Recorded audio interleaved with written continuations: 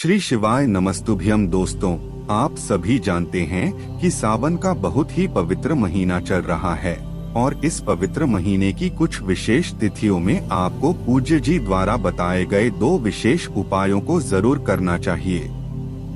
गुरु जी ने कहा कि यह उपाय उन लोगों को करना है जिनके व्यापार में घाटा हो रहा है, या फिर यह उपाय उन लोगों को करना है जो अपनी नौकरी के लिए बहुत मेहनत कर रहे हैं, बहुत प्रयास कर रहे हैं, लेकिन उनकी नौकरी नहीं लग पा रही है। या फिर उन लोगों को यह उपाय करना है जो व्यक्ति धन कमाने के बहुत सारे प्रयास करते हैं लेकिन वह धन प्राप्त नहीं कर पा रहे हैं। या फिर जिन लोगों के विवाह में विलंब हो रहा है, जिनके जीवन में कर्ज की समस्या है, घर में लड़ाई झगड़ा होता है, तनाव का माहौल रहता है, या फिर कुछ ऐसी विशेष मनोकामना है जो परिपूर्ण नहीं हो पा रही हैं। तो गुरु जी ने कहा कि इन विशेष तिथियों में आपको यह 2 उपाय जरूर करने चाहिए। तो चलिए जानते हैं उस उपाय के बारे में, लेकिन उससे पहले प्रार्थना। अगर आप चैनल पर नए हैं तो कृपया चैनल धर्मलोक को सब्सक्राइब अवश्य कर लें। देखिए, आप सभी जानते हैं कि सावन के अब कुछ दिन ही बचे हुए हैं और इन बचे हुए दिनों में आपको यह विशेष उपाय जरूर करना चाहिए। इस वीडियो में हम पूज्य गुरु जी द्वारा बताए गए 2 विशेष उपायों के बारे में बात करेंगे। पहला उपाय उन लोगों को करना है जिनके जीवन में धन प्राप्ति की समस्या लगातार बनी हुई है, या फिर उनकी कोई विशेष मनोकामना है जो पूर्ण नहीं हो पा रही है। तो ऐसे लोग पहला उपाय कर सकते हैं, और दूसरा उपाय उन लोगों को करना है जिनके जीवन में संकट बहुत ज्यादा है, समस्याएं बहुत ज्यादा हैं, विवाह समय से नहीं हो पा रहा है, या कोई न कोई संकट लगातार बना हुआ रहता है। तो दूसरा उपाय वह लोग कर सकते हैं। लेकिन पहला उपाय बताने से पहले सामने स्क्रीन पर आपको एक प्रश्न दिखाया जा रहा है। इसमें आपको बताना है कि वनवास के समय प्रभु श्री राम के साथ कौन थे, भरत जी या फिर लक्ष्मण जी। इनमें से जो भी उत्तर सही है वह आप कमेंट करके जरूर बताइएगा। चलिए अब बात करते हैं गुरुजी द्वारा बताए गए पहले खास उपाय के बारे में।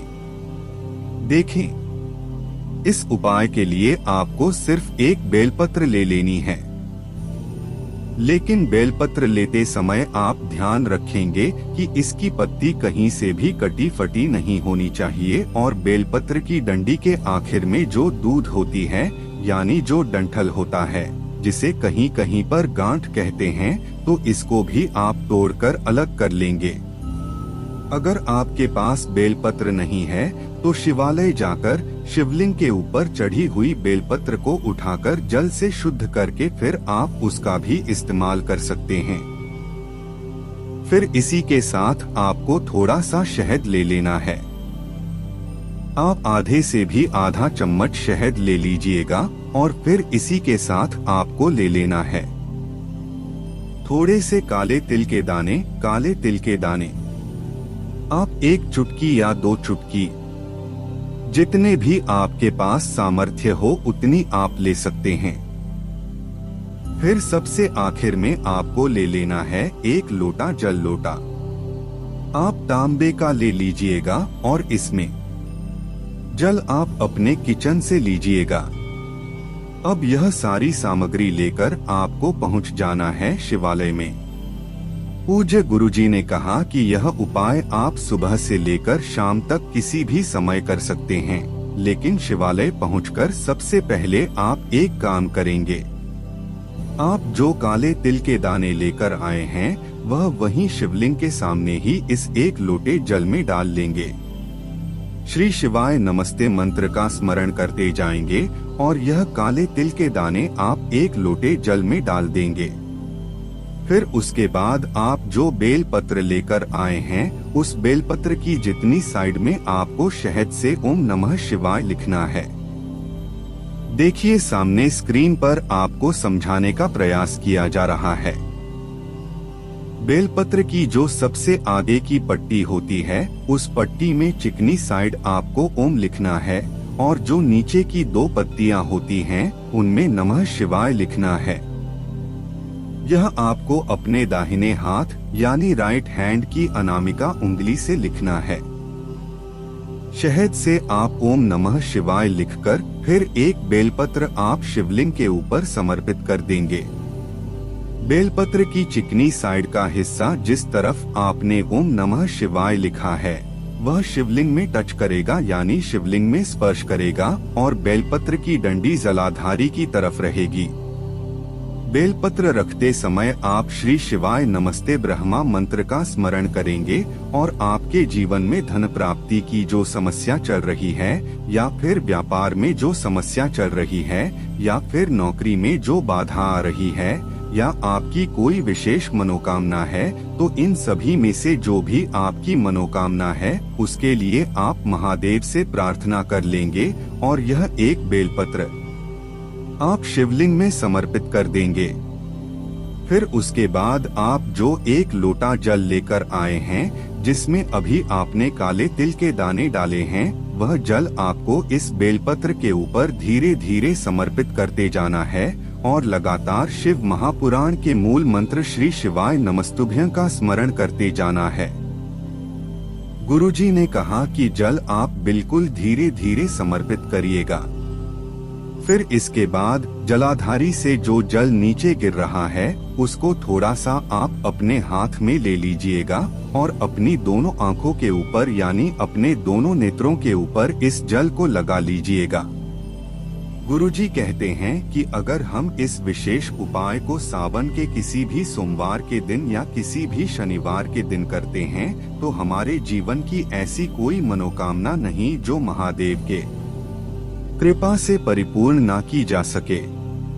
तो दोस्तों यह उपाय आपको किसी भी शनिवार के दिन या सोमवार के दिन जरूर करना चाहिए।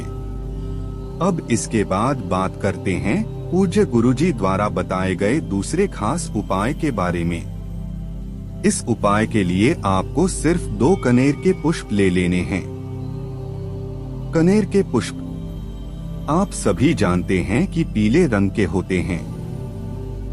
सामने स्क्रीन पर आपको दिखाया जा रहा है।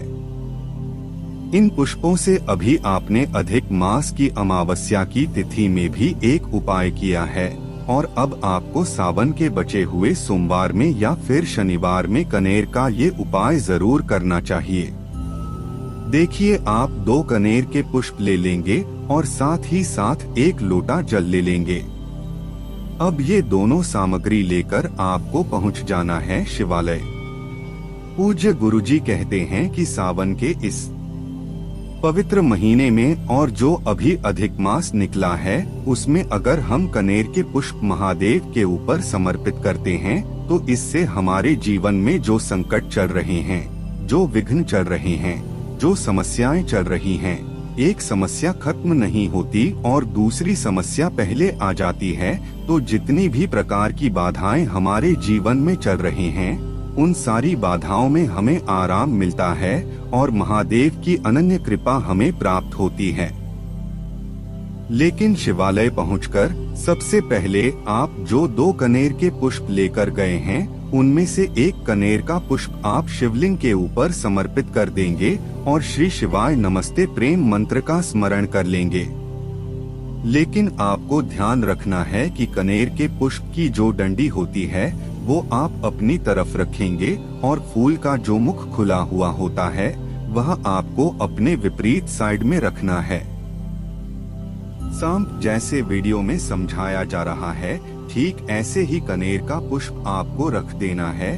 फिर इसके बाद दूसरा पुष्प आपको लेना है और यह आपको माता अशोक सुंदरी वाले स्थान पर रखना है।